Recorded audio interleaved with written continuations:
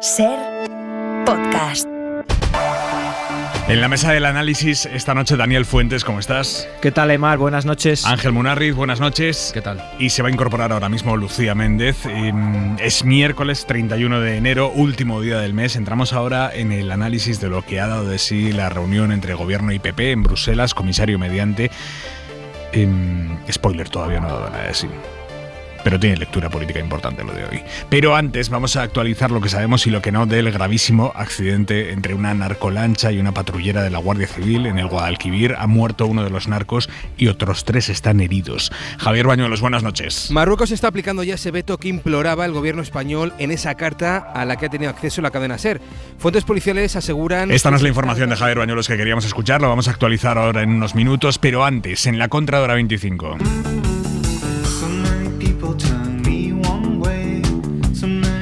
Hoy hemos conocido una noticia que trastoca lo que sabemos sobre nuestros ancestros. El Homo sapiens llegó al gélido norte de Europa mucho antes de lo que se pensaba. Manuel Javois, buenas noches. ¿Qué tal, Aimar? ¿Cómo estás? Buenas noches. Esto significa, Javois, que los primeros humanos y los neandertales convivieron muchísimo más tiempo de lo que sabíamos hasta hoy. Miles de años más. Sí, siempre he pensado que esa relación, además, es impresionantemente poética. Muy cerca de respondernos a la pregunta imposible de quiénes somos y de dónde venimos, porque la de a dónde vamos ya es cosa nuestra y la estamos respondiendo de coña. Pero además esa convivencia de miles de años que la ciencia lleva tiempo tratando de descifrar ha tenido que dejar unas historias tremendas de amor, de sexo, de violencia, por el control del territorio como se lucubra, por la supervivencia de la especie. En 2011 se publicó un estudio que venía a sugerir incluso que los neandertales podían haberse extinguido víctimas del amor, o por lo menos víctimas de la endogamia con nosotros, entre comillas, con los humanos modernos. En fin, son asuntos fascinantes, son asuntos inagotables. Te voy a decir algo más, son asuntos más actuales de lo que pensamos, porque quién sabe si eso se ha acabado o no. Un beso. Un bico, chao.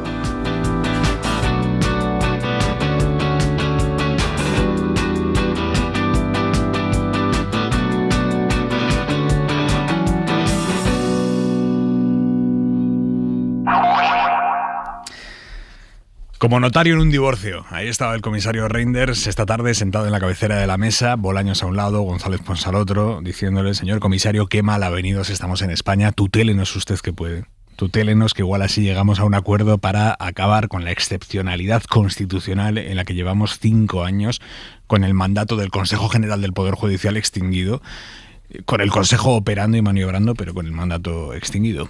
Más allá de esa consumación de haber convertido a la Comisión Europea en un pseudoárbitro de nuestros asuntos internos, puramente internos, más allá de eso, novedades en sí no hay, pero ruptura tampoco. Esto es importante. Gobierno y PP se emplazan a una nueva cita con Reinders en 2 semanas. Mariela Rubio, buenas noches. ¿Qué tal? Buenas noches, Aimar. Ambas partes han querido hoy remitir a la necesaria discreción para no dar detalles concretos de este primer encuentro. Pero aunque con matices, tanto Bolaños como Pons han dado por inaugurada una negociación que continuará en una segunda reunión el 12 de febrero. Bolaños calificaba la reunión de constructiva y González Pons, aunque se decía pesimista, admitía estar satisfecho con los términos establecidos para el diálogo. Que ha sido cordial, que ha sido constructiva. Esta vez tiene que ser la definitiva. Por nosotros, desde luego, no va a quedar. Vamos a hablar de todo, intentar negociar con el gobierno de Pedro Sánchez.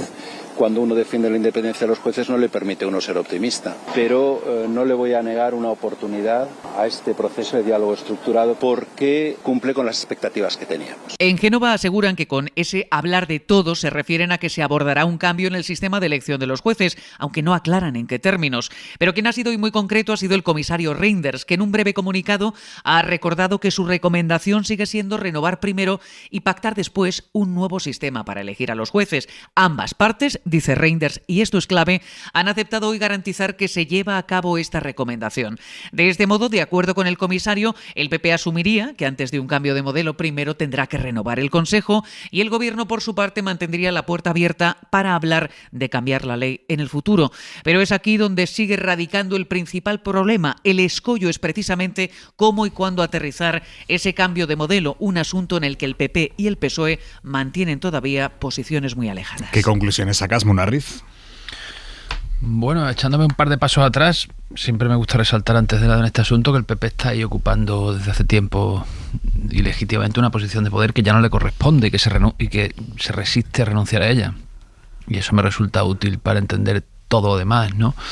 Lo ha hecho y ha mantenido esa posición, a pesar de que eso está lesionando gravemente el funcionamiento de la justicia. Hay cientos de plazas sin ocupar, hay miles de asuntos sin resolver, y ha ido renovando el catálogo de excusas para no cumplir con su obligación, hasta llegar a esta última, que el PSOE, que ahora mismo está de puntillas en la piscina con la naricita fuera y respirando el aire que se le da, aprovechó inmediatamente, porque para el PSOE ahora mismo, dicho crudamente, un día sin hablar de la amnistía es un día ganado.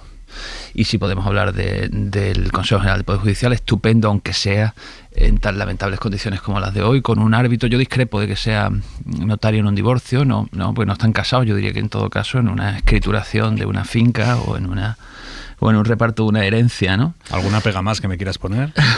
No, me voy a conformar una por intervención. Yo creo que el PSOE acepta, digamos, lo que es un logro, digamos, desde el punto de vista simbólico del PP, en el sentido de que consigue arrastrar hacia una equidistancia de razones lo que en realidad no debería serlo, es decir, debería estar nítidamente identificado como responsable de esta situación el PP. Bueno, él tiene ese incentivo, el PP, para ir allí, ¿no? Parecer que están negociando de igual a igual, una situación en la que yo creo que es impresentable la trayectoria que trae el PP, y para el PSOE, por otra parte, insisto, tan necesitado de días apartado el foco del incomodísimo de la amnistía, pues negociar también fuera y también con una especie de supervisor sobre un asunto con esa amnistía es un día de aire. Avances reales creo que todavía están por ver y estarán sujetos a factores que todavía hoy no podemos ni prever. Lucía Méndez, buenas noches. Buenas noches, Aymar. ¿Cómo lo ves tú, Lucía? Pues yo, sobre esta cuestión, francamente, creo que hay que ser extraordinariamente duro. Por lo menos yo me veo en la obligación de serlo, contra este ridículo que están haciendo ahí en Europa. Y además la forma tan natural con la que hacen el ridículo. Es que además hablan como si todo esto que están haciendo, PSOE y PP, fuera normal. Como si fuera normal que un comisario belga, que el hombre, pues, en fin, tampoco es responsable de nada. Él le han pillado, pasaba por allí y le dijeron a la... Bueno, es que yo creo que ni siquiera él tendría que haber aceptado esto. O sea, decir que desde el punto de vista de los ciudadanos españoles es una ofensa, de verdad lo digo.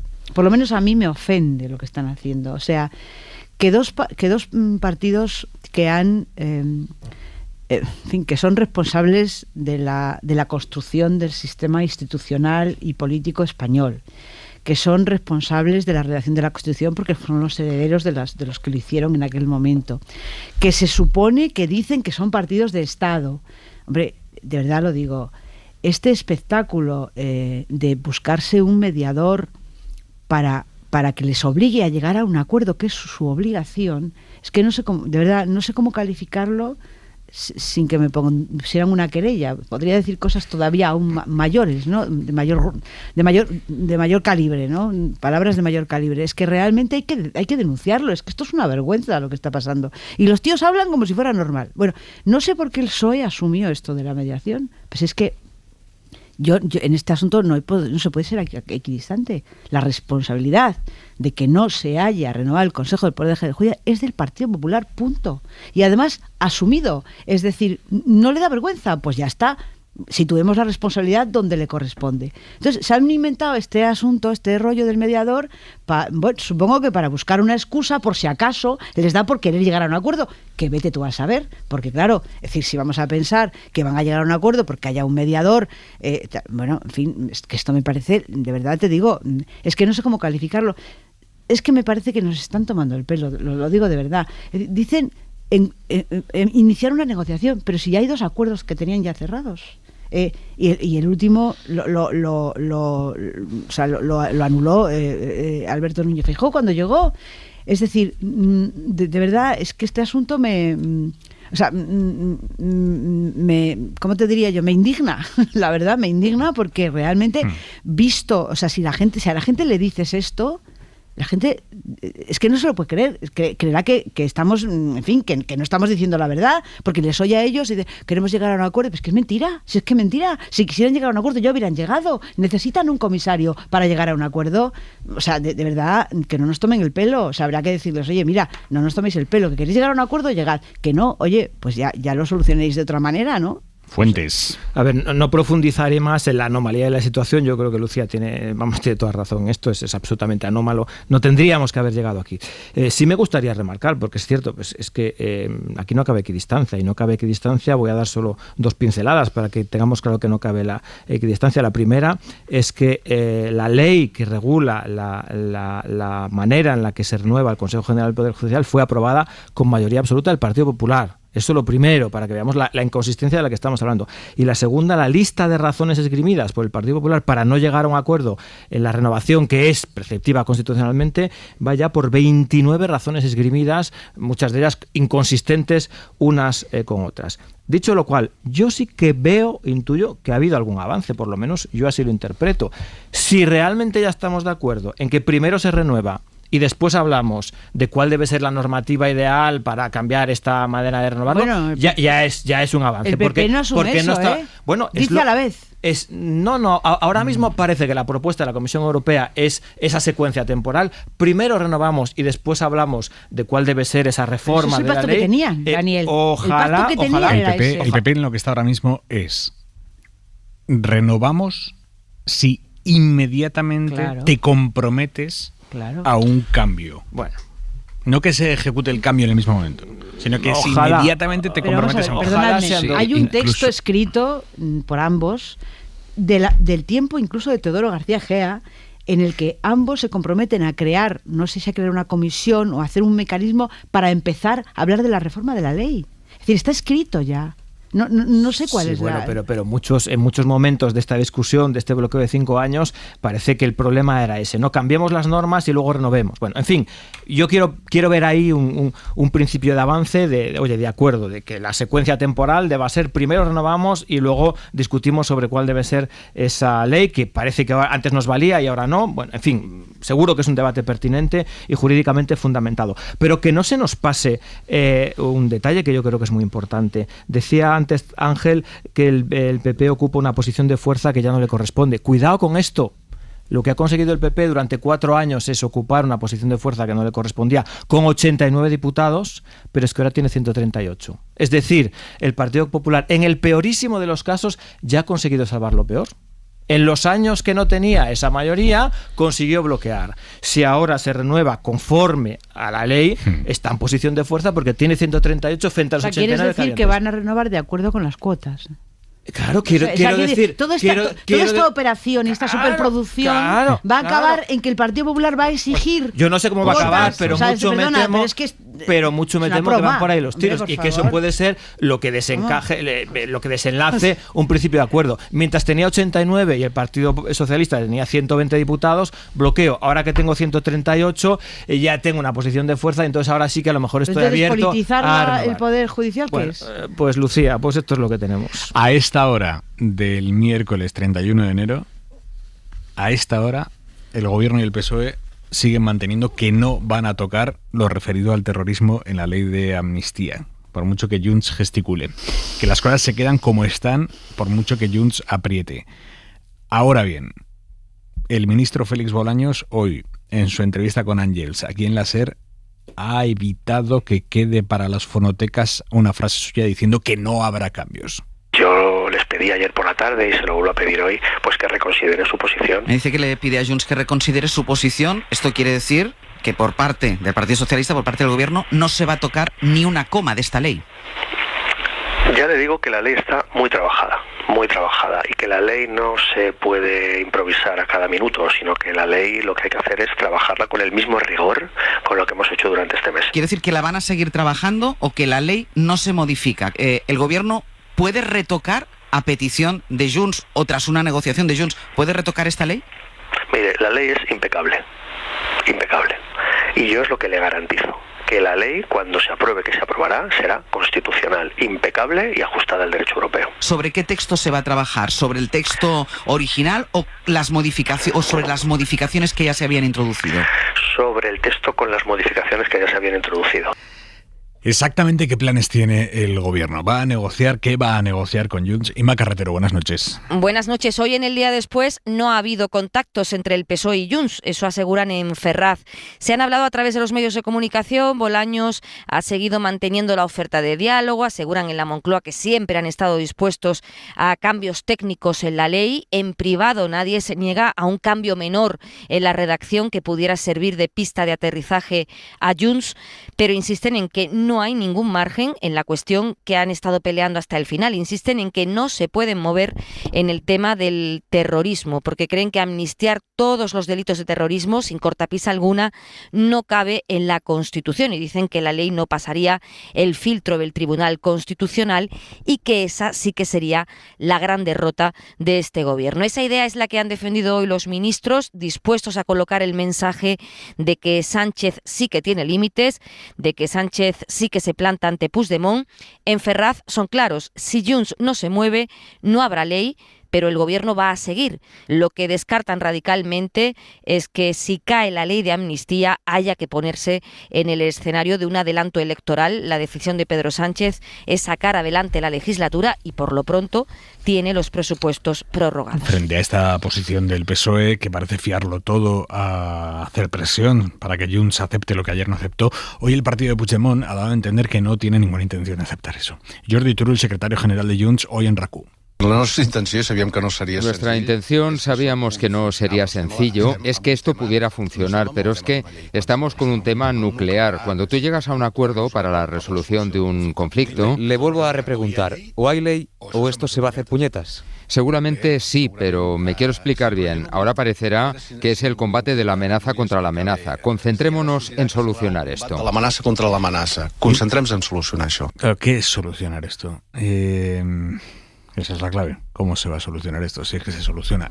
Hoy Junts le ha dicho al PSOE, si no hay una ley blindada, integral y de aplicación inmediata, lo que ellos llaman una ley blindada, integral y de aplicación inmediata, consideraríamos que el PSOE no ha cumplido lo pactado. Con lo que eso quiere decir. Josué Coello, buenas noches. Si de moverse va la cosa, desde Junts están seguros de que será el PSOE quien dará el primer paso, aunque ahora digan lo contrario.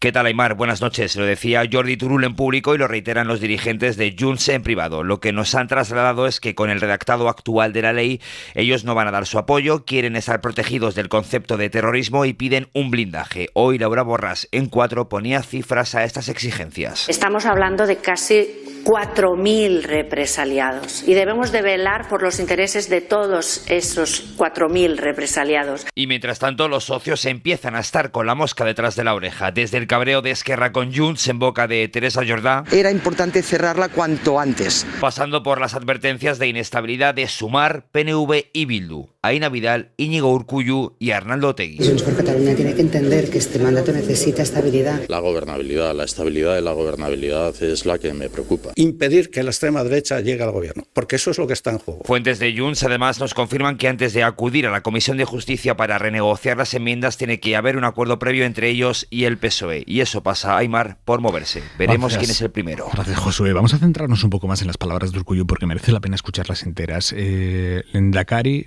PNV, es uno de los partidos que se han visto involucrados en esta, no sé si negociación, pero bueno, sí involucrados en este apoyo a la ley de amnistía. Se ven con que terminaron ayer ellos votando a favor de una ley de amnistía que Junts tumbó o echó atrás. Urkullu, Lehendakari. Junts ha venido hace semanas diciendo que la proposición de ley que ayer se debatió era una buena proposición y luego ha ido cambiando el criterio. Bueno, se hace difícil pensar que tampoco una ley de amnistía así parida, así gestada, tenga que solventar, no sé, las circunstancias que aquí en la Unión Europea van a ser afectadas. Es verdad esto que dice Urkullu. Junts lleva mucho tiempo diciendo que la ley era perfecta, que no hacía falta tocarla. De hecho, hoy navegando en la hemeroteca hemos encontrado unas palabras de Jordi Turull, el mismo al que escuchábamos hace nada diciendo el PSOE tiene que aceptar nuestros cambios para hacer que esta ley sea integral y blindada. Bueno, el propio Turull dijo el 14 de noviembre en TV3... Nosaltres no en presentarem d'esmenes perquè és el text que ha costat moltíssim Nosotros no presentaremos enmiendas porque es un texto que ha costado muchísimo pactar. Yo diría que la mitad del texto es aportación nuestra y por tanto estamos de acuerdo. Se ha hecho punta de cojín jurídica para que no quede nadie al margen. Esto es lo que decía Turull hace 2 meses. Por cierto, cuando García Castellón ya había dirigido hacia Puigdemont y Marta Rovira la investigación de Tsunami abierta por terrorismo. Fuentes, tu análisis. A ver, yo creo que aquí el punto central de todo esto me da la sensación de que lo que está ocurriendo es que por parte de Puigdemont y su entorno están empezando a aceptar una parte de la realidad que hasta ahora a lo mejor no veían clara, ¿no? Confiaban en que podría existir una ley perfecta, una redacción blindada, absolutamente sin fisuras, que diera salida a su situación personal. Y yo creo que lo que están viendo es que incluso con la más perfecta y fina y sofisticada de las redacciones plenamente constitucionales, siempre va a existir la posibilidad de que Puigdemont sea objeto de imputaciones por uno u otros delitos que tendrán más o menos recorrido, pero que en cualquier caso para Puigdemont no va a ser un 0 o 1, un todo o nada, un antes y un después de la ley de amnistía, sino que él va a tener que seguir peregrinando y purgando en los tribunales en los próximos años, incluso con la mejor de las leyes. Y yo creo que ese es el punto. ¿Por qué creo que es importante? Porque me da la sensación de que aquí falta todavía una fuerza más. Estamos viendo 2, ¿no? Grosso modo ejemplarizadas por Partido Socialista y Junts, pero falta una, la más importante de todas, que en algún momento va a desequilibrar esta correlación de fuerzas, que es la interna de Junts. En algún momento va a haber un debate dentro de Junts que se diga, tenemos 2 alternativas. Una, oye, aceptar una ley que se ha trabajado, que es fina, que hace 2 meses o hace 1 mes nos gustaba, pero que es verdad que a lo mejor no impide que Puigdemont por alguna fisura sea imputado, aunque finalmente no llegue la sangre al río, pero que se le haga la vida jurídicamente imposible a cambio de salvar a todos los demás y pasar página, o seguir forzando una situación imposible. Y esa pregunta se la va a tener que hacer Junts en algún momento, y esa pregunta no va a ser indolora, y esa pregunta no va a permitir mantener la unidad sin fisuras, este bloque monolítico de apoyo a Puigdemont. Y yo creo que eso, para bien o para mal, no sé si es una explosión controlada o descontrolada, eso es lo que va a romper la correlación de fuerzas actual y va a permitir avanzar en algún sentido. Lucía. Bueno, estamos hablando en unos términos que realmente resultan, en fin, resultan en el fondo verdaderamente escandalosos, ¿no? Es decir, estamos hablando de hacer una ley de amnistía para una persona. ¿O esto cómo es? O sea, estamos hablando de eso, ¿no? Bien, pues es que si estamos hablando de eso, realmente, pues, en fin, no sé, creo que no sé. No, es que si es eso, Lucía, entonces la salida es el indulto, claro, que pasa por un juicio, una sentencia y un indulto. No, es que no tengo palabras. Pero es que si realmente estamos hablando de eso. El otro, bueno, lo que no se puede es hacer un indulto con una ley de amnistía. Es que es increíble. Increíble. Vamos a ver, la cuestión, como dice Aimar, es ¿ahora qué? ¿No? ¿Cómo salimos de esta después de lo de ayer? Después de constatar que Junts es un socio desleal, poco fiable, poco responsable, que solo piensa en el bienestar de Puigdemont. Bueno, después de todo eso, bueno, la situación es la siguiente. El Partido Socialista lleva no sé cuántas semanas diciéndole a Junts lo siguiente. Mirad, si asumimos lo que decís y cambiamos la ley en los términos en los que nos pedís, el Tribunal Constitucional y la Unión Europea van a tumbar esta ley. Es decir, no vais a tener amnistía. Si hacemos esto, o sea, en fin, el Partido Socialista puede quemarse a lo bonzo, puede en plan kamikaze, lo que sea, pero la seguridad absoluta es que lo van a tumbar, con lo cual no habrá ley de amnistía. Es decir, porque si la tumba no serán amnistiados. Entonces yo digo, el señor Puigdemont, con esto encima de la mesa, a pesar de todo, ha hecho esto. Entonces yo pregunto, es una especie de kamikaze que no quiere ley de amnistía, porque o no la quiere porque el PSOE no asume lo que dice él, o no la quiere porque el Constitucional la va a tumbar si se incluye lo que dice él. Con lo cual yo no veo manera, de verdad lo digo, no veo ninguna manera de que puedan aterrizar. No sé qué pista de aterrizaje se le puede poner en estos términos. Si Junts quiere aterrizar, tendrá que aterrizar. Yo creo que si el Partido Socialista aparte del coste que ya está sufriendo, que es un coste muy elevado, aparte de las líneas rojas que ya ha traspasado la semana pasada, si encima se come las propias palabras del día de ayer, pues chicos, yo no sé cómo calificar eso. Francamente me quedo sin muchos elementos de análisis, porque realmente no tiene sentido que eso suceda. No tiene sentido común que eso suceda. Lo que yo sí no creo, de verdad, es que que no haya ley de amnistía. Yo no creo, es decir, la gente dice, ¿la ley de amnistía o no hay legislatura? Bueno, no sé, sí o no. Quiero decir, Pedro Sánchez puede congelar la legislatura unos meses, hasta las elecciones catalanas, puede hacerlo, tiene prorrogar los presupuestos, no tiene por qué mandar leyes al Parlamento. Es decir, hay muchas maneras de solventar esto, en el sentido de no, porque claro, aquí parece que o es esto o elecciones, o sea, o es amnistía o es elecciones, y no es así. O sea, no es. Yo creo que en este momento el gobierno estará dándole 3 vueltas, ¿no? A ver cómo el ave fénix, que siempre resucita, pues Lucía, vuelve a resucitar. Está el elemento de los presupuestos, es decir, bueno, están prorrogados. Pero mientras no haya amnistía, no hay nuevos presupuestos, entonces... Bueno, están prorrogados. Hay que congelar. Quiero decir, evidentemente que no haya ley de amnistía es una ruptura. No, a ver, tienes compromisos con Bruselas. Que no haya ley de amnistía es evidentemente un fracaso de la estrategia política de Pedro Sánchez desde que no ganó las elecciones, desde que inició una negociación para gobernar y para la investidura, ¿vale? Esto está claro, que con la ley de amnistía es un fracaso y por tanto obliga a un golpe de timón. A un golpe de timón pues muy fuerte, muy grande. Ahora, yo te digo, no veo manera, porque si realmente se asume lo que dice Junts, es que no va a haber ley de amnistía, y eso lo sabe RC. RC ayer fue muy clara, lo dijo claramente, lo sabe RC, lo sabe todo el mundo. ¿Por qué está actuando así el señor Puigdemont y Junts? ¿Porque prefieren que no haya ley de amnistía a que él no esté seguro? Es que no la va a haber, si él insiste en eso. Por eso decía Lucía antes yo que creo que aquí falta una fuerza, que es la interna de Junts, que es la que va a deshacer esa correlación que tú estás planteando como 2 bloques, 2 fuerzas irreconciliables. Creo que falta una tercera, que es la interna de Junts. Monarriz. Bueno, yo uno de los porqués de la conducta de Junts lo buscaría en que ha visto refrendado refrendadas sus sospechas, ¿no?, de que a la ley se le van a buscar todos los vericuetos posibles para anularla. Es decir, yo creo que las instrucciones judiciales de García Castellón y el juez Aguirre han hecho cundir en un partido ya de por sí con cierta propensión a leer todo lo que ocurre en relación con el Estado español como una conjura contra el independentismo catalán, han hecho extremar, digamos, los recelos de última hora, ¿no?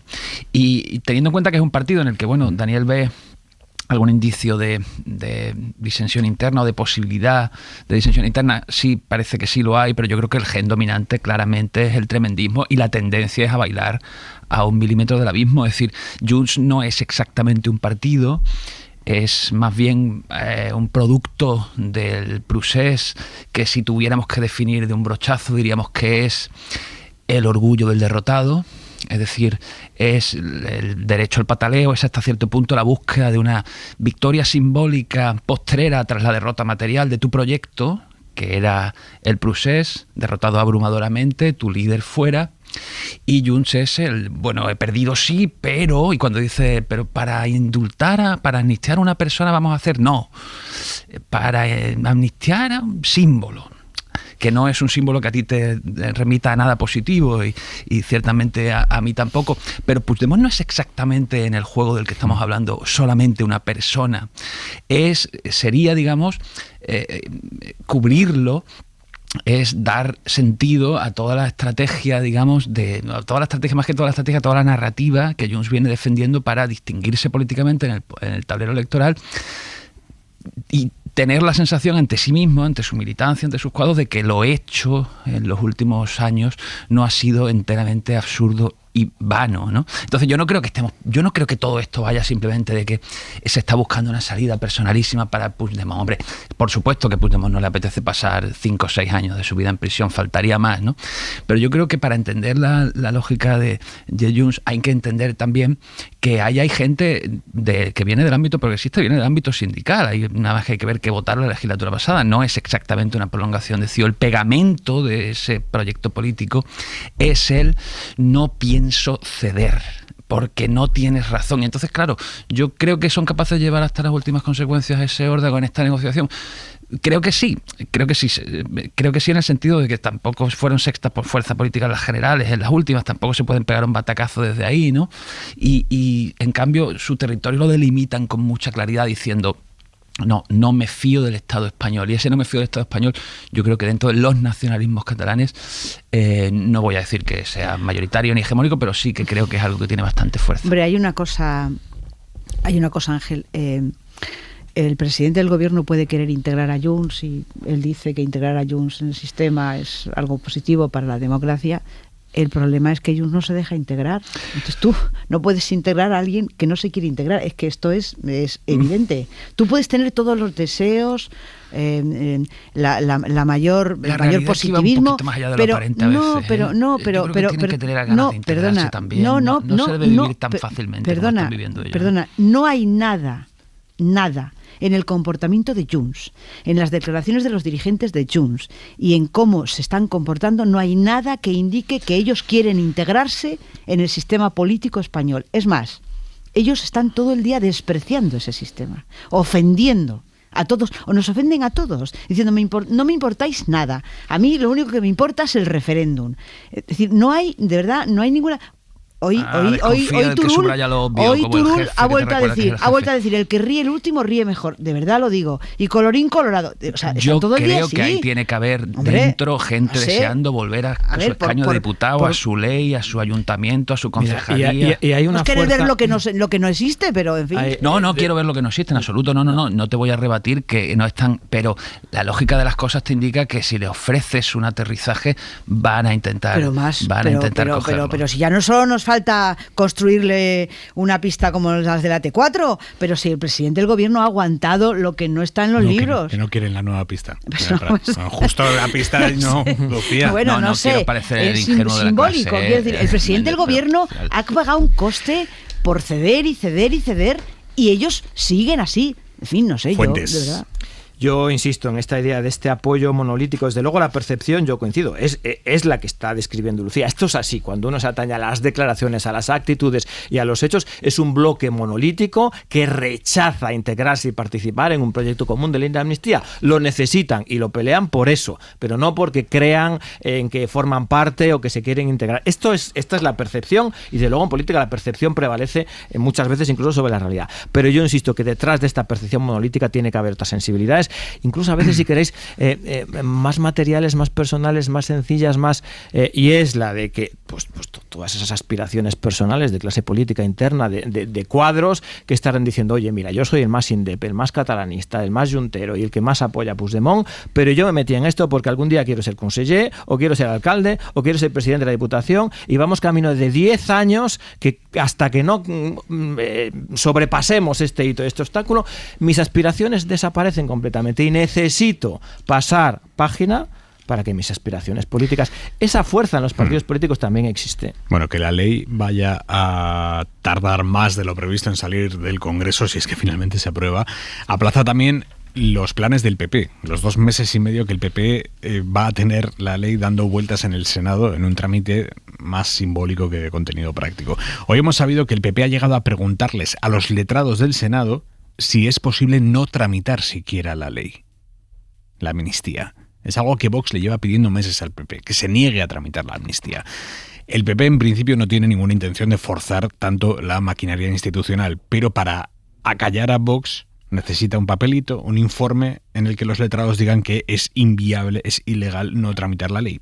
Guillermo Lerma, buenas noches. ¿Qué tal, Aimar? Buenas noches. La ultraderecha lleva semanas presionando al PP para que el Senado no tramite la ley de amnistía. Ambos partidos defienden que el texto es inconstitucional, pero mientras que Vox reclama paralizar el procedimiento, los populares consideran que eso sería ilegal. El tira y afloja entre ambas formaciones ha obligado al PP a reclamar un informe a los letrados de la Cámara Alta para cargarse de argumentos argumentos y saber qué consecuencias tendría la no tramitación de la norma. Lo ha defendido así Borja Semper. Para despejar las dudas de aquellos que las tengan. Pedimos los informes de los letrados, en este caso el Senado, porque nos parece oportuno y porque creemos que aporta algo más de luz por si alguien vive en la oscuridad. Pretenden los populares dejar sin argumentos a la ultraderecha. Están seguros de que los servicios jurídicos dirán que la Cámara Alta no puede paralizar la ley.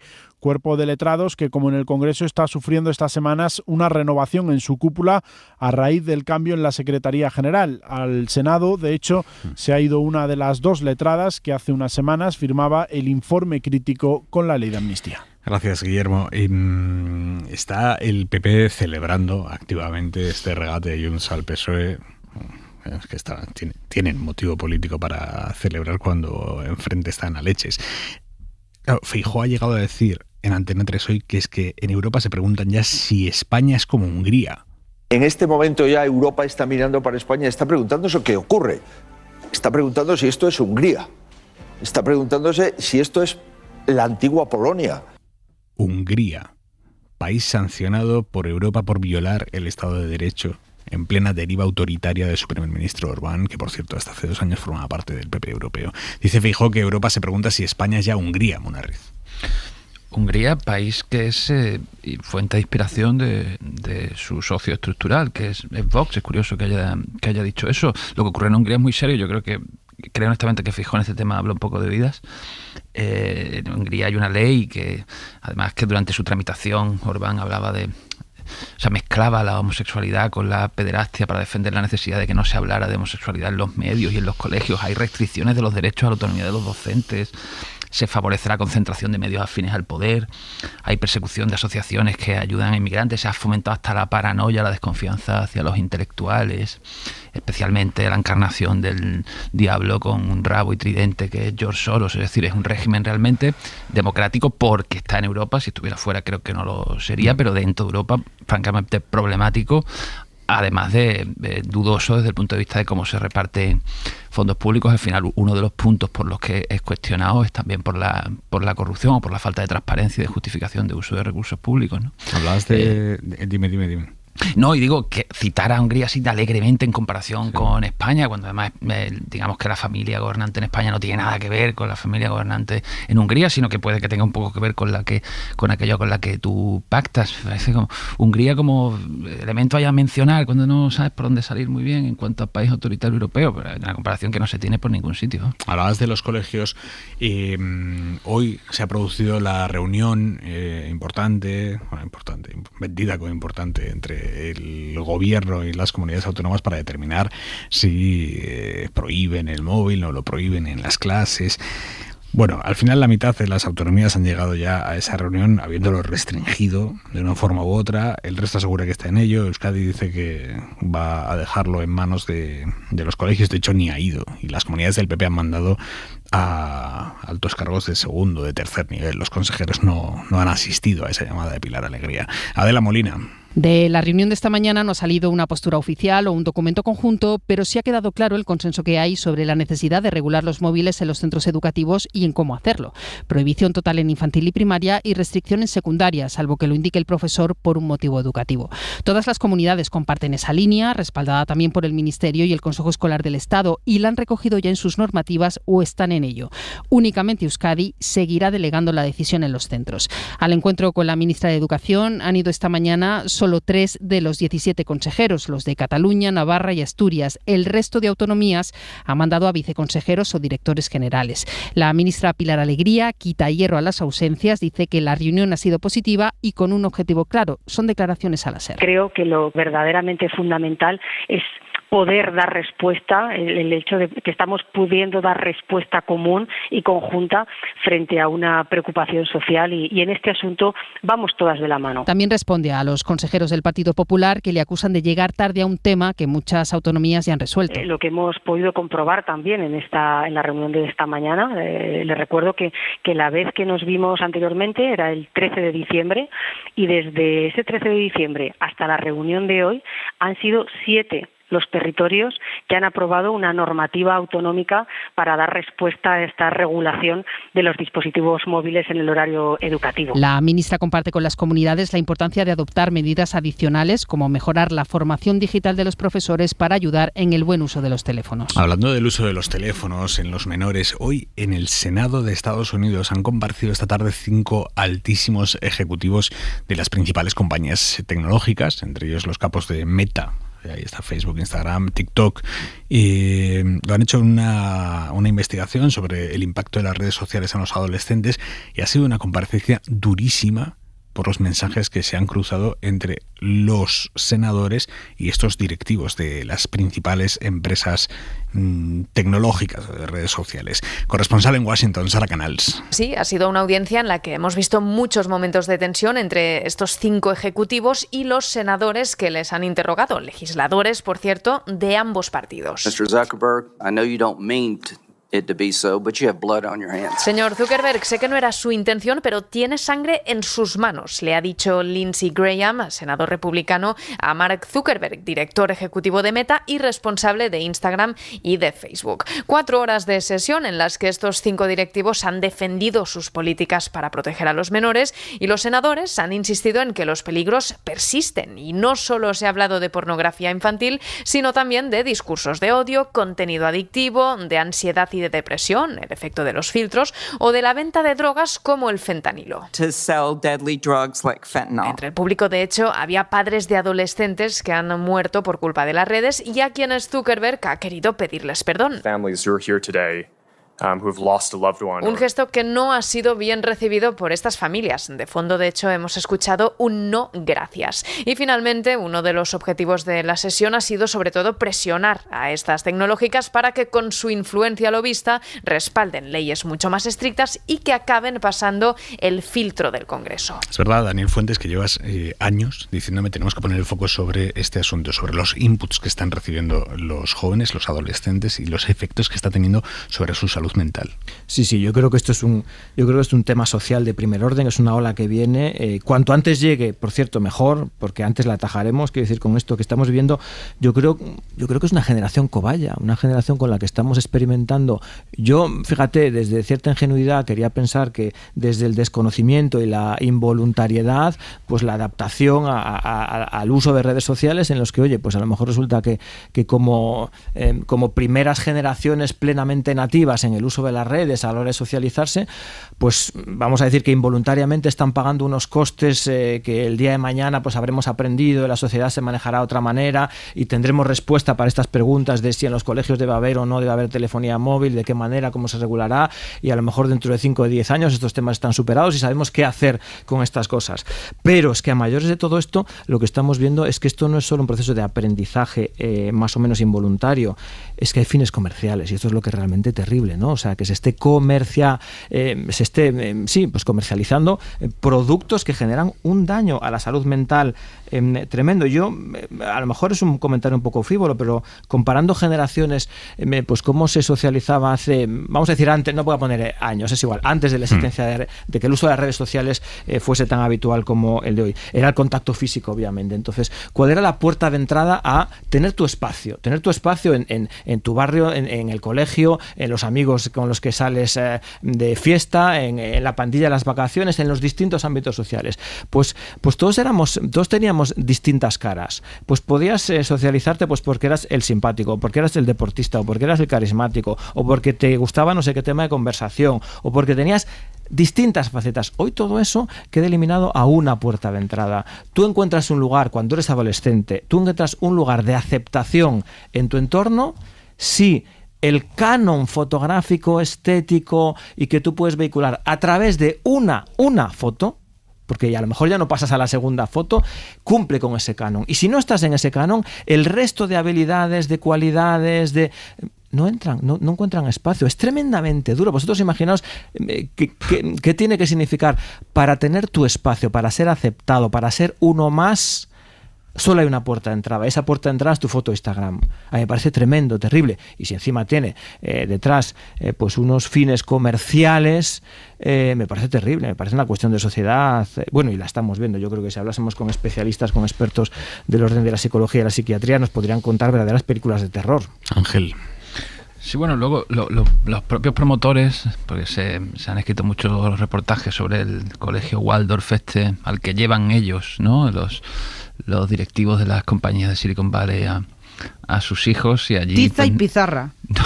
No entra el móvil hasta secundaria. Tiza y pizarra. La verdad es que es curioso, ¿no? El abismo que se ha abierto en tan poco tiempo, prácticamente 10 años, entre el paraíso la democratización el uso de la información y de la opinión que iban a traer las redes sociales. ¿Acordáis que hubo un momento ensoñador entre el Yes We Can de Obama y la primavera árabe, ¿no? Parecía que las redes sociales desbordaban en lo político y construían en muy poco tiempo. Se ha visto que desde el punto de vista político, pero también desde el punto de vista mental, el sistema de funcionamiento que tienen y lo que acaban alentando no es bueno. ¿Cuál es la única nota al pie realmente? Una vez escrito el texto, la única nota al pie es, me inquieta un poco el enfoque que se le da con el mensaje dirigido a la clase media en pánico, que es el gran sujeto de nuestra época, que está asustadísimo por todo, ¿no? Y a la apelación un poco nostálgica que hay a veces a cómo lidiar con este asunto, ¿no? Las reuniones de padres en los colegios, el 99,9% del tiempo, ¿y qué hacemos con el móvil con el niño?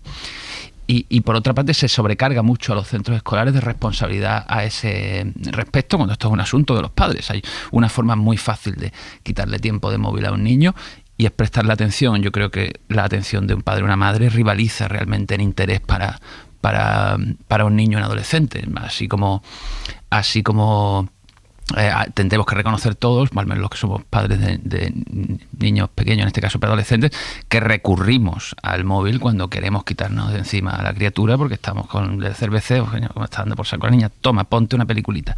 Es decir, el enfoque que muchas veces se le da, como hay un problema y son las tecnológicas, ¿no? Yo creo que hay un borrado también de responsabilidades propias y por supuesto que veo encaminarse todo a lo que tantas veces termina ocurriendo, y es que esto que me lo solucione la escuela. Lucía. Bueno, mira, hay una cantidad de obra escrita y de estudios sobre este particular que podrían llenar la mitad de la biblioteca del Congreso de los Estados Unidos, en los que han ido a pedir perdón esta gente, ¿no? De hace muchos años ya hay una legión de arrepentidos de Silicon Valley que ha explicado cuál es el daño que se está haciendo y cómo se hace. Hay legiones de estudios psiquiátricos, psicológicos, sociológicos.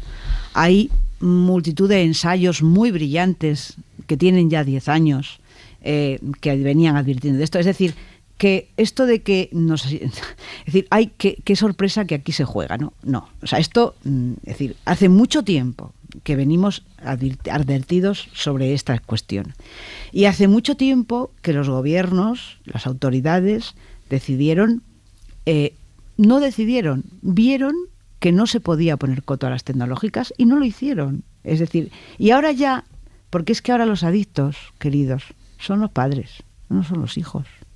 Es decir, que los hijos, hay mucha, es decir, la educación de un hijo tiene, en fin, muchas variantes, muchas variables, pero lo más importante de la educación de un hijo es lo que te ve hacer a ti.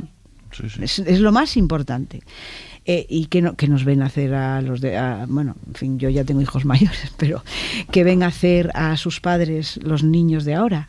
Es decir, ¿cómo le van a decir los padres al niño, no te dejo el móvil? Y el niño le va a decir, perdona. ¿Y tú por qué? Es decir, no, es muy difícil.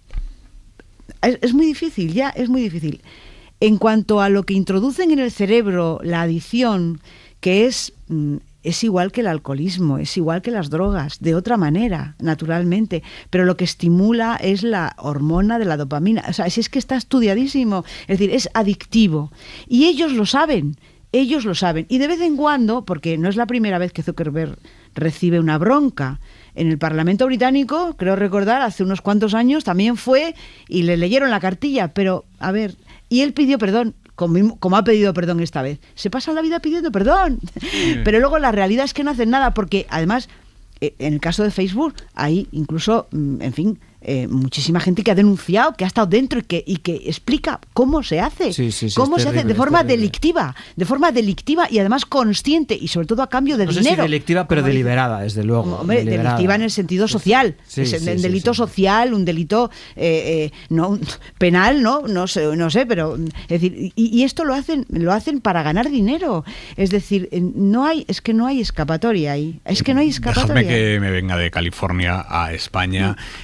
Estamos hablando de colegios. En Andalucía, Munarriz, hay una polémica cada vez más grande porque la Junta de Juanma Moreno ha contratado una fundación vinculada históricamente al PP y a Vox, un ideario muy a la derecha, para que dé charlas sobre ETA a estudiantes de la educación pública, a chavales de tercero y cuarto de la ESO y bachiller. Les van a hablar miembros de la Fundación Villacisneros, que ha tenido en su patronato a Germán Terch, a Jaime Mayor Oreja. Es una fundación que se refiere a Bildu como los testaferros de los terroristas, una fundación que en sus principios dice defender la monarquía, el derecho a la vida desde su concepción hasta la muerte natural, una fundación que considera que hay que combatir no solo el terrorismo, sino directamente el nacionalismo para poder vivir en paz.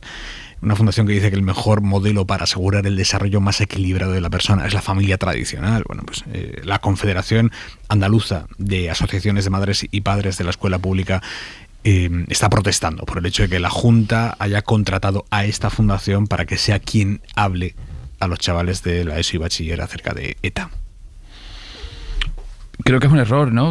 O sea, creo que es decir, si se trataba de introducir voces de memoria de las víctimas de ETA en el sistema escolar, creo que había otras posibilidades. Esta organización en concreto tiene un sesgo clarísimamente escorado a la derecha y más allá, no solamente porque, o sea, no es solamente el terrorismo que evidentemente y ETA lo que combate es lo que ellos llaman el proyecto político de ETA, de la que habla en presente, ¿no?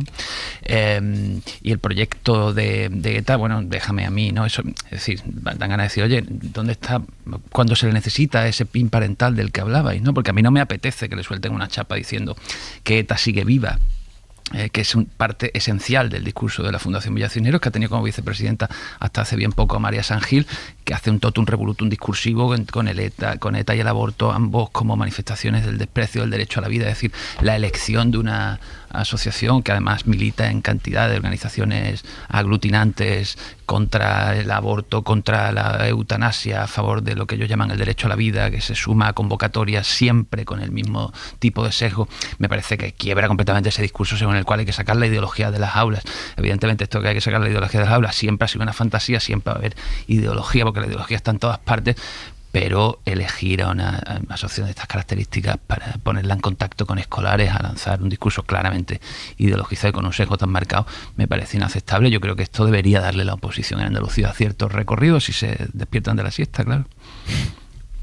El adoctrinamiento al final siempre son los otros, ¿no? Y esto lo hemos visto, es una partida de ping-pong eterna. Siempre son los demás los que están adoctrinando, uno nunca ve en lo suyo el adoctrinamiento. Yo sí creo que hay un deber de memoria con la historia de España, con este episodio y muchos otros, lamentablemente pues trágicos y desgraciados y muy recientes, ¿no? No sé si soy el más indicado para saber cuál es el lugar en la escuela, no lo sé, ¿no? Y cuando yo era estudiante, la historia de España se acababa con muy tarde en la dictadura de Primo de Rivera y nunca más se sabía qué pasaba después en los años 30, 40 en adelante.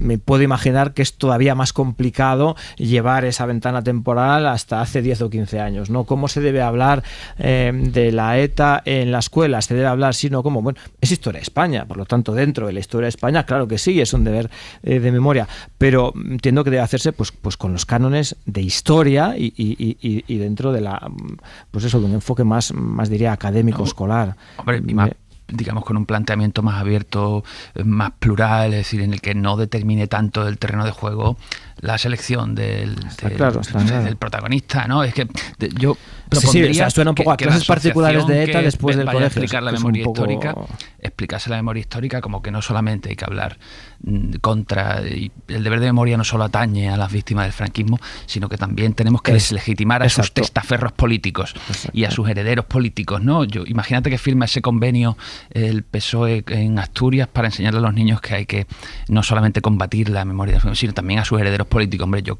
creo que ahí vamos, los pines parentales empezarían a marcarse por todas partes, ¿no? Lucía.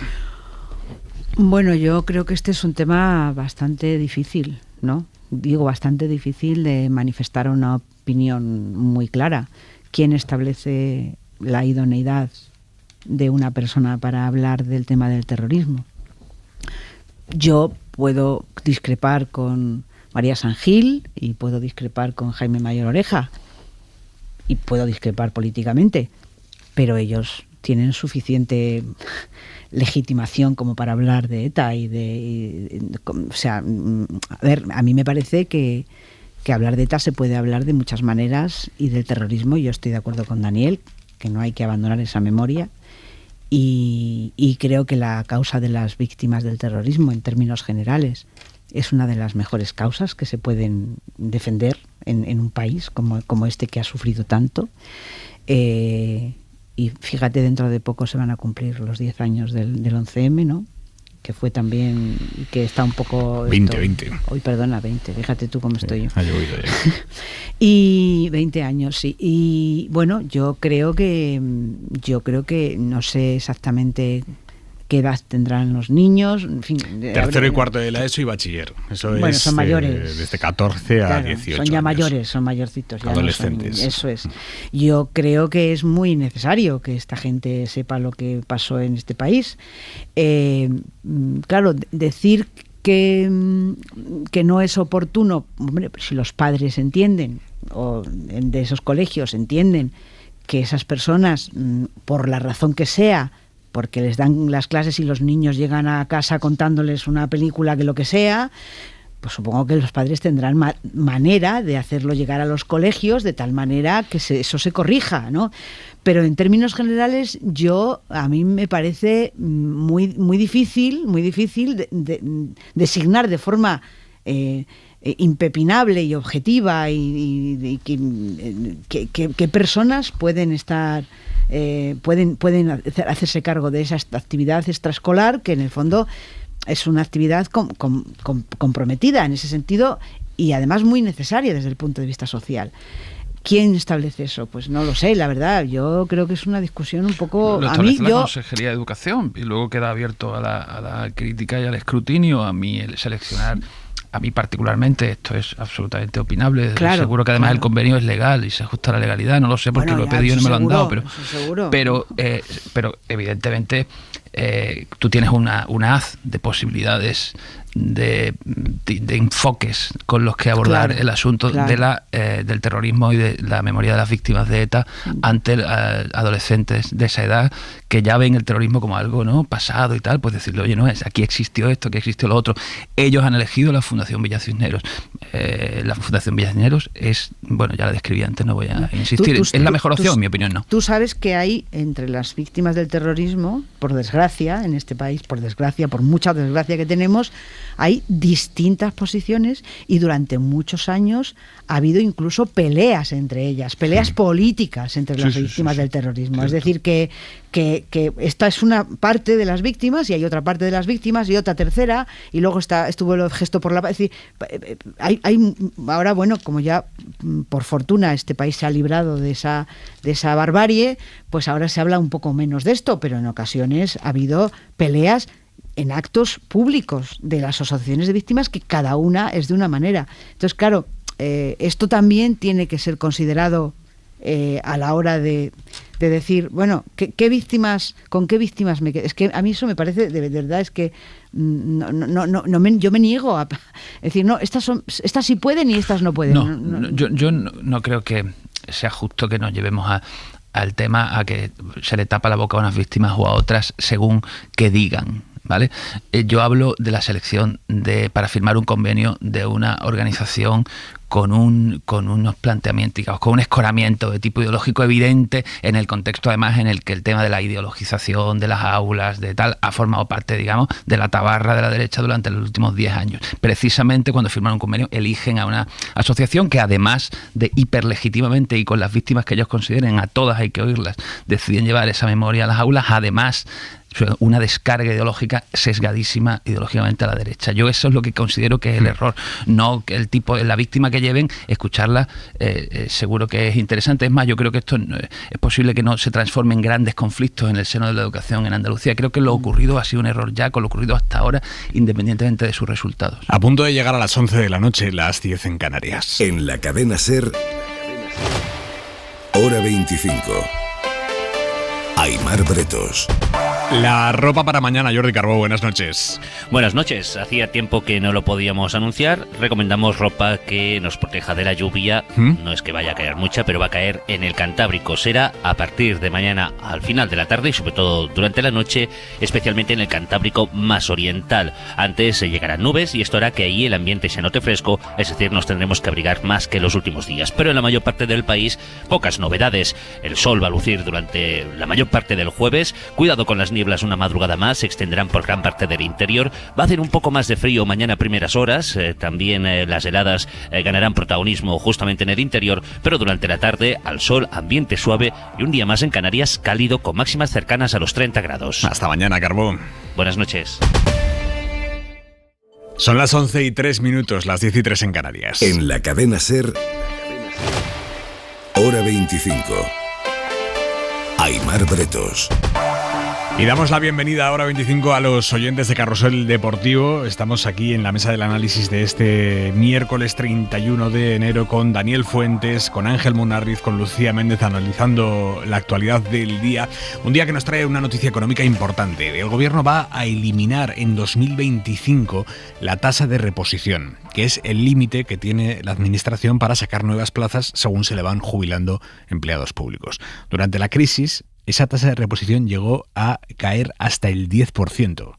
Eso quiere decir que por cada 10 trabajadores públicos que se jubilaban, la administración solo podía contratar a uno. Aquello dejó las plantillas, los equipos esquilmados. Poco a poco se fue subiendo hasta que ahora prácticamente por cada uno que se jubila se puede sacar una plaza, de hecho un poquito más, un 110%. Pero esa tasa de reposición hace que al final la contratación del sector público esté muy constreñida, sea casi ortopédica. Y más ahora que en 10 años se va a jubilar el 60% de los empleados de la Administración Central del Estado. El 60% de los funcionarios que tiene ahora la Administración Central en 10 años ya no están ahí, porque se jubilan. Claro, las necesidades de la Administración se parecen como un huevo a una castaña a cuando esta gente entró. En cuanto a perfiles profesionales, no son las mismas las necesidades que cuando esta gente fue contratada por oposición o por lo que fuera. Así que hoy el ministro José Luis Escrivá, que es el responsable de función pública y de transformación digital, ha anunciado que se van a cargar esa tasa de reposición que limitaba cuánto empleo público y qué tipo de empleo público se ofertaba. El sector público tiene que ser mucho más atractivo para atraer nuevos empleados. Y eso requiere, y de nuevo hay que hablar con los representantes de los funcionarios intensivamente, hay mucha inercia. Ha hablado incluso de atraer talento procedente del sector privado. Es un melón enorme, la administración fichando en el sector privado. Veremos hasta qué punto está dispuesto Escrivá a abrir ese melón. Fuentes, el dato es brutal. Dentro de 10 años, el 60% de los funcionarios de la Administración General del Estado jubilados. Hombre, yo esto lo vivo en mi realidad de profesor universitario en la universidad pública. Es así, es una realidad. Esto va a ser una oleada de jubilaciones masivas y vamos a ver si hemos creado escuela, porque lo mismo que un médico tarda 10 años en formarse entre los estudios universitarios y el MIR, tampoco un profesor universitario se consigue de la noche a la mañana. Hace falta unos programas de doctorado de calidad, unas acreditaciones, unos méritos investigadores y hace falta una masa crítica que no se consigue de la noche a la mañana. Vamos a tener ese mercado al que acudir para poder sustituir a esta masa de profesores universitarios que se van a jubilar, lo veremos. A mí lo más destacado de lo que le he escuchado al ministro Escrivá no es solo de la tasa de reposición, que realmente es novedoso, sino que yo creo, leo, ¿no?, entre líneas, que va más allá. Yo creo que está empezando a plantear algo que realmente es muy pertinente, y es cómo se accede al funcionariado público, cuál es la carrera de un funcionario, cuáles son los incentivos, cómo se entra y cómo se sale a lo mejor también. ¿Puede haber pasarelas entre el sector público y el sector privado? ¿Uno debe ser siempre y toda su vida trabajador del sector público o puede serlo en una etapa de la vida y en otra no? Uno puede ser un trabajador del sector privado, pero ¿por qué no dedicar 4 o 6 años de su vida al sector público? ¿Cuánto tiene que cobrar un trabajador público? Porque este es otro melón que ha abierto hoy Escrivá. Dice, porque todo el mundo tiene que cobrar lo mismo. Igual aquí la meritocracia también tiene que afectar. Y el sistema de retribuciones tiene que estar vinculado a la meritocracia y a los resultados, en la forma en la que la retribución variable se despliega. Sueldos variables para trabajadores públicos según resultados o según rendimiento. Mira, te pongo un ejemplo que es que el propio ministro Escrivá lo conoce muy bien. Cuando él estaba en la AIREF, si él hubiera querido contratar a un economista porque le hubiera hecho falta con un perfil determinado, el único mercado a que él podría recurrir es el de los funcionarios. Él no me podría haber contratado a mí, por ejemplo, en la época, ni a Rafael Domènech, ni a Raymond Torres, ni a Nacho Conde, ni a tantísimos buenos economistas que podrían estar potencialmente a su disposición. No puede. Ahora no se lleva muy bien. No puede.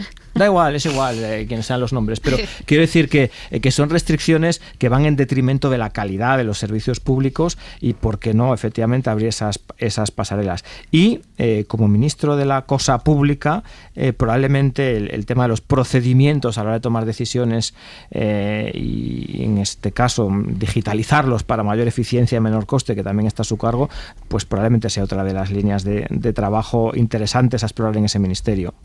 Lucía. Bueno, yo a mí lo que me interesa de la administración, digamos, son otras cosas, ¿vale? Yo creo que en este país, en los últimos años, la administración está siendo un territorio hostil para los ciudadanos, muy hostil. La relación de los ciudadanos con las administraciones es una relación, no sé cómo calificarla, de una desigualdad absoluta. Hay una exclusión total de muchísima gente que no puede relacionarse con la administración porque no tiene los mecanismos suficientes, las capacidades suficientes, la formación suficiente, los ordenadores suficientes, los mecanismos suficientes. Y eso es un problema que no sé por qué nadie, ningún gobierno ha decidido ponerle coto. El propio José Luis Escrivá ha sido, digamos, la víctima política, entre comillas, de este asunto, porque su ingreso mínimo vital, precisamente, no ha podido cobrarse por parte de los que lo necesitan, precisamente porque no pueden llegar ni la administración a ellos, ni ellos a la administración. Pero no quiero volver otra vez sobre este asunto. Es que yo no sé si vosotros vais mucho por la calle, pero han vuelto las colas. Vamos, han vuelto las colas. Las colas del hambre, ¿te refieres? No, las colas delante de los edificios de las administraciones. Vale. Es decir, porque la gente, es decir, sobre todo las personas mayores, bueno, no las personas mayores, yo, por ejemplo, es decir, vamos a ver, no es posible, de verdad, no es posible que en un país desarrollado la administración te diga que no hay una ventanilla que pueda atenderte en lo personal. No es posible, de verdad. O sea, esto ya sé que estamos dedicados a otras cosas y que estas exigencias, pero de verdad que esto es una de las cosas más tremendas a las que se enfrenta el ciudadano. Ya no hablo del aumento de la burocracia exponencial, la burocracia del imperio chino. Es decir, no hablo ya de eso, que eso ya es otro problema. Y Lucía, el lenguaje con el que la administración se dirige al ciudadano, que es absolutamente inteligible. Recibes un requerimiento de Hacienda, pues porque te faltan 20 euros por pagar en una declaración trimestral del IVA porque te has equivocado, y son 17 páginas absolutamente ininteligibles. Hay que pagar 30 euros, 40 euros o 25 euros para que te soliciten tu número. Se lo tienes que pagar a un gestor, porque tú no puedes hacerlo. Un número sin el cual no te puedes relacionar con la administración de ninguna manera. Es decir, una clave, un número. la gente lo paga. Yo voy a confesar aquí en antena que yo tengo que pedir ayuda a amigos para que me ayuden. Profesor universitario. Para que me ayuden a hacer la declaración Pues trimestral de IVA. Yo no sé hacer la declaración trimestral de IVA. De economía. De economía, imagínate. No, pero es que me lo creo. Yo tengo que pedir ayuda. Vamos a confesar. Afortunadamente, yo tengo la suerte de tener amigos que son inspectores de Hacienda. Me dice, oye, pues conéctate aquí a tal. Pero esto no es normal. Esto no es normal. Por favor. Munarriz. ¿Tenéis certificado digital? Pues eso es lo que hay que... El otro día estuve horas con el asunto. Lo conseguí. Bueno, pero yo no, por eso pagué. No, bueno, un par de cosillas solo. El ingreso mínimo vital yo creo que efectivamente ha desvelado disfunciones, pero al mismo tiempo ¿no crees, Lucía, que ha servido para muscular un poco el sistema? Porque ha habido como multitud de correcciones a lo largo de su funcionamiento y parece que ahora va mejor que al principio. Bueno, mírate las estadísticas. Va mejor que al principio, sí, pero mírate las estadísticas. No, lo digo porque ya antes del COVID, es decir, la incapacidad del Estado para llegar a los que están extramuros del sistema, es decir, los que no tienen declaración de la renta, ya estaba detectado, eso era un problema que existía. No creo que el ingreso mínimo vital lo haya agravado ni mucho menos, sino más bien lo ha hecho presente y evidente, y en parte yo creo que ha monitorizado a mucha gente y al final están llegando ayudas. Evidentemente el balance no puede ser aprobado cuando te queda tanta gente fuera, pero yo creo que como testador está interesante, y además que al final bastante gente ha entrado. Luego el COVID, a lo que ya conocíamos, ¿no? A lo de los mecanismos de selección arcaica, ¿no? Las áreas de opacidad que hay en la administración, la antipatía, digamos, del contacto con la administración. Ahí hemos descubierto durante el COVID que había problemas tuvimos problemas para que el Estado respondiese, ¿no? Ya no la administración, sino, en fin, ahí se vieron costurones saltar por todas partes. Mi pregunta es, por conducirlo hacia algo más o menos constructivo, aparte de hacer el clásico diagnóstico en el que todos podemos estar de acuerdo, ¿qué margen hay para hacer algo, ¿no? Supongo que la primera tentación del gobierno será sacar una ley, que somos muchos de arreglar, vamos a sacar una ley y ya está esto resuelto. No sé si se podría fijar alguna prioridad y cuál sería. A mí me parece, y lo digo con cierta alegría, es posible que me equivoque, que cambiar, yo veo como mucho técnico de cualificación media baja, abundantísimo, y mucho profesional del ámbito del derecho jurídico, ¿no? El cumplidor de la norma. Veo poca profesión creativa, digital. Supongo que eso también requerirá unos incentivos dentro de la carrera funcionarial diferentes, pero creo que empezar a cambiar cómo se entra. Ángel, es que ese es justo el tipo de perfiles de los que carece la función pública. No, si eso es lo que digo, que si hubiera que empezar por algún sitio, a lo mejor decir, porque esto de las reformas globales, ¿no?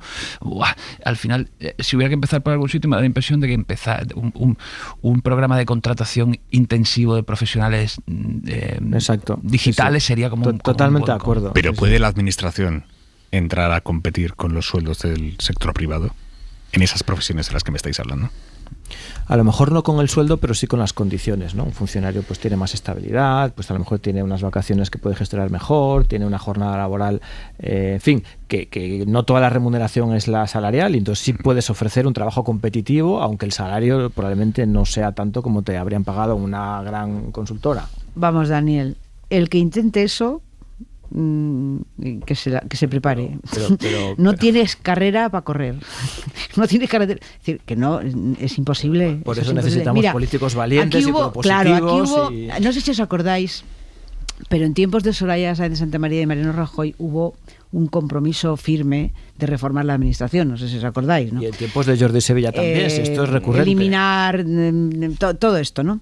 Racionalizar la administración, y hubo un programa, creo que se llamaba Cora, ¿no? El proyecto de Mariano Rajoy y de Soraya Sáenz de Santamaría, que se resumió exactamente en la presentación de un documento del que nunca más se supo. Esto es lo que hay. Es decir, no, es que es verdad. Libro blanco. No, es que me acuerdo perfectamente, porque además era el momento de la crisis. Entonces, la gente, digamos que estaba demandando una disminución de la burocracia pública, puesto para que todos, digamos, asumiéramos los sacrificios a los que dio lugar la crisis del 2008, ¿no? Mira, ¿sabes quién no está en crisis, Lucía? Te lo voy a contar en un minuto. Hora 25. Aimar Bretos. ¿Quién no está en crisis? Los bancos, que se están haciendo de oro. De oro. El BBVA anunció ayer que ha ganado en 2023 8.000 millones de euros, que es un 26% más que el año anterior. Nunca antes en la historia BBVA había ganado tanto dinero. Y hoy el Santander ha confirmado lo mismo, unos beneficios mareantes de 11.100 millones de euros. De esos 11.100 millones de euros en beneficios, 2.370 corresponden a España. Es un 52% más que el año pasado gracias a los efectos que está teniendo la subida de los tipos. La presidenta del banco, Ana Patricia Botín, dice que este año bien, pero el que viene... Si el 23 ha sido bueno, el 24 va a ser aún mejor. Si en 2023 han tenido un beneficio de más de 11.000 millones de euros, para este año, 2024, calculan un beneficio de más de 12.000 millones de euros. Si haces las matemáticas de eficiencia, capital que hemos dicho, coste de riesgo, etcétera, etcétera, pues te va a salir una cifra que empieza con 1 y sigue con 2, ¿vale? No puedo decir mucho más que eso.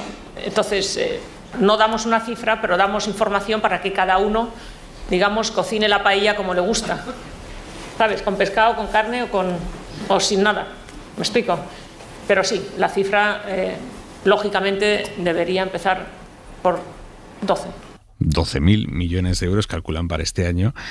En el ejercicio que cierran han entregado a sus accionistas el dividendo más alto de su historia, 5.500 millones de euros en total, y hablaba de paellas, no solo paellas. La presidenta del Santander ha usado también otra metáfora cocinera para justificar por qué no aumentan la remuneración por los depósitos, por qué no pagan más a sus clientes por el dinero que meten en los fondos. Dice, claro, como los tipos altos está haciendo que cada vez nos pida a la gente prestado menos dinero, nosotros también necesitamos que la gente deposite menos dinero. Si no lo vamos a poder prestar, no necesitamos que nos lo deje la gente. No necesitamos competir por esos depósitos pagando más intereses por ello. Si no tienes clientes en un restaurante, pues no preparas comida, ¿me explico? O sea, si no tienes a quién prestar, pues no quieres atraer tantos más depósitos y por tanto pagas menos. Es oferta y demanda al final. Y ha dejado un mensaje más Ana Patricia Botín.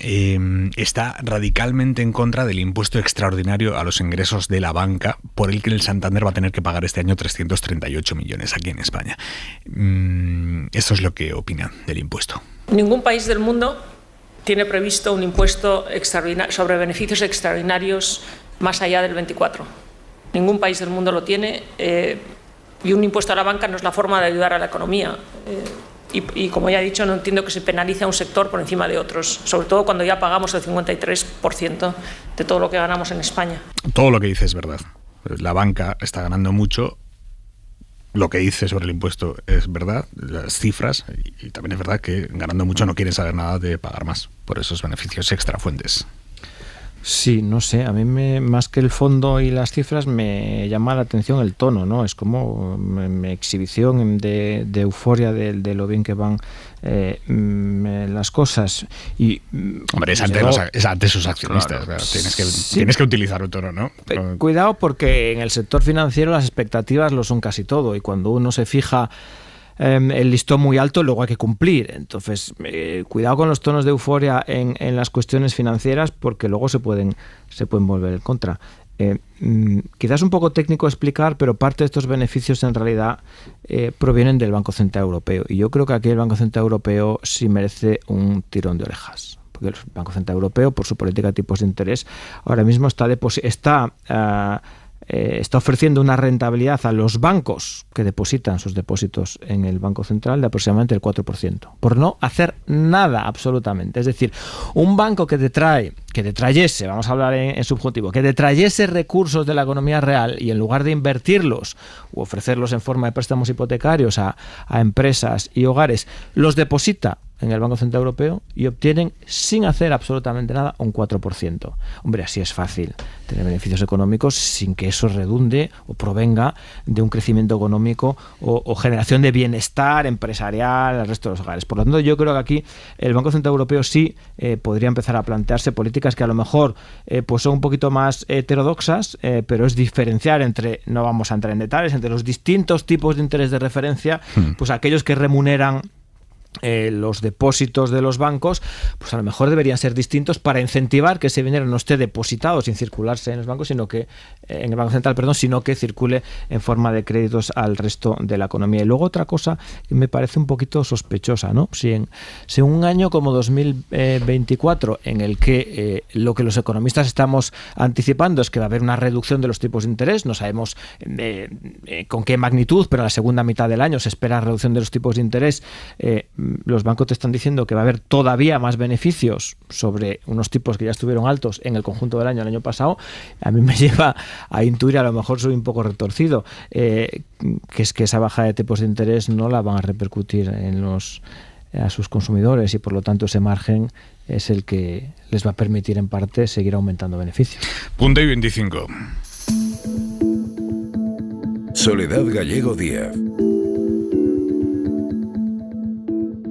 Uno de los mayores escándalos del franquismo fue la quiebra fraudulenta del llamado Imperio Sofico, un conjunto de empresas inmobiliarias que estafó sus ahorros a miles de pequeños inversores, miles de ciudadanos que reunían moneda a moneda de aquellas antiguas pesetas para pagar la entrada de un pequeño apartamento en la Costa del Sol, un verdadero sueño de la clase media de los años 60.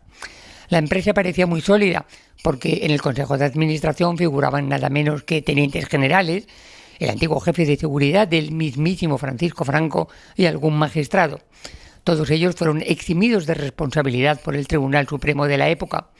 Nadie recuperó su dinero y solo 2 personas, 2 civiles, fueron juzgadas, aunque tampoco llegaron a ir a la cárcel. Fue un escándalo mayúsculo que puso de relieve todas las lacras de aquel régimen. Muchas cosas han cambiado, pero por lo que se ve, las estafas inmobiliarias no.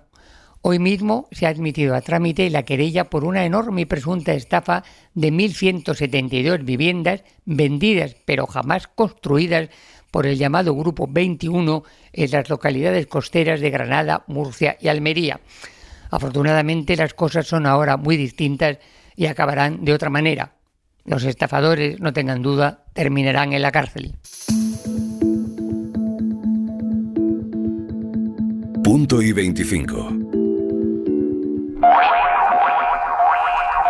Lo vamos a dejar aquí por hoy. Ángel Munarriz, Lucía Méndez, Daniel Fuentes, gracias amigos. Buenas noches. Descansen muchísimo. Hasta mañana, adiós.